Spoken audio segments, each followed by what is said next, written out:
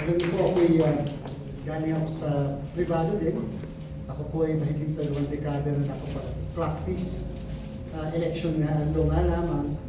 Sabi ko, pagkatapos ko ito sa Congress, ayaw ko na. This will be my last Congress stint. Alam niyo po, iba ang gobyerno. Siyempre nandun yung satisfaction na nakapaglingkod ka sa bayan, sa pinapisa pa sa iyong panunumpa.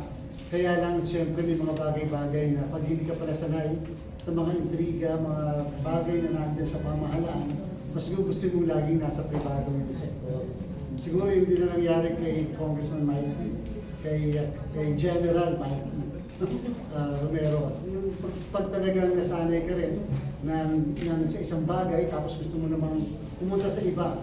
At tayong lahat ganon. Habang sinusulat natin ang istorya ng ating buhay, minsan may mga bagay na kinakailangan na mag-divert ka. Hindi laging doon. Mag-divert ka dahil gusto mo medyo lagyan ng kulay naman yung buhay mo. Sa aking palagay, ako, after 2 decades, yung 2 dekada, na pagpapractice na, naging abogado ako ng Navy, former president, napakadaming senador, kongresista, lahat ng pwesto. Sabi ko, iba naman ko siguro kung nasa gobyerno. At wala namang regrets ang nasa gobyerno.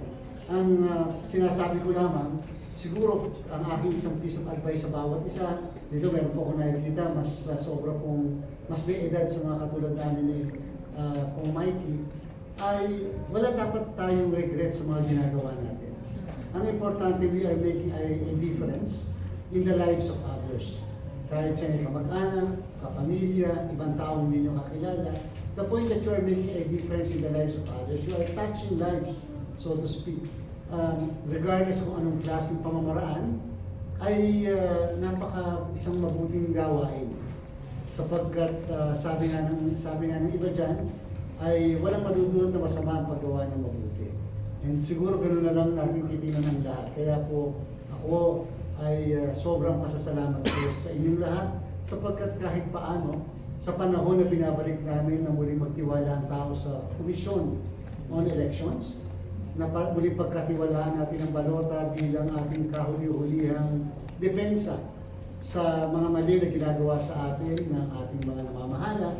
Yan ang kauna-unahang kontrata natin na nilagdaan para sila ay matino na manunungkulan sa atin.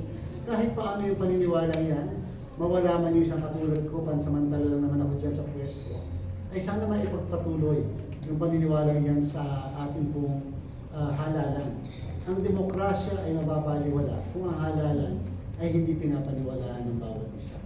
Katulad po kayo bilang Pangulo, yung mga panawagan dahil sa nakikita natin sa ating paligid na dapat daw tayo magrevolusyon na lang para mapalitan yung mga mali, para yung mga nakikita natin na kabi-kabi lang hindi tama, ay maitama natin. Isa lang ang sinasabi ko po, sabi ko hintayin na lang natin ang halalan. Balota na lang ang pangtasagot natin. Balota ang tugon upang maituwid natin ang mali. Dahil lagi na lang po sa ating kasaysayan, yung mga henerasyon, laging sinasabi kasalanan kasi ni Lolo yan at saka ni Lola. O kasalanan nila tatay at nanay, hindi kasi nila inayos. Eh ang tanong, yung bang present na henerasyon, tinatama ba natin yung mga mali nila? Kasi kung hindi tayo nag-aayos at nagtatama, yung susunod na henerasyon, mga anak natin at apo, sila na daw magsasabi, hindi kasi kinama ng nanay at tatay ko yan. So perhaps this is the right time. And kung kaya naman po, sana sa pamamagitan nyo na naandito ngayon, sa inyong mga anak, sa inyong mga kakilala, sana maikintil natin sa isipan nila yung pagboto ng tama. Yung talagang pagtingin at pagtitimbang ng sino ba ang nararapat na mapusuan natin. Kasi pag mali na naman, walang dapat sisihin kundi tayo din lang. Binigyan tayo ng pagkakataon na ayusin, hindi natin ginrap ang opportunity, hindi dapat walang dapat sisihin kundi tayo din lang. Yun lang naman po yung mensahe natin. Kaya po, maraming salamat sa patuloy niyo po na pag-unawa sa amin at pagsuporta.